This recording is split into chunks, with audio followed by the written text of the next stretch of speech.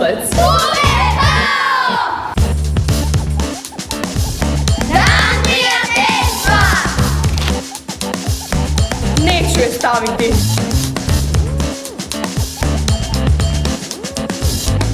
Pametna sam.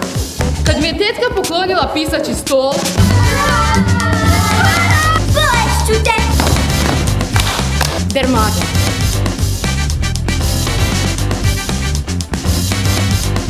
Sve je bilo kao prije!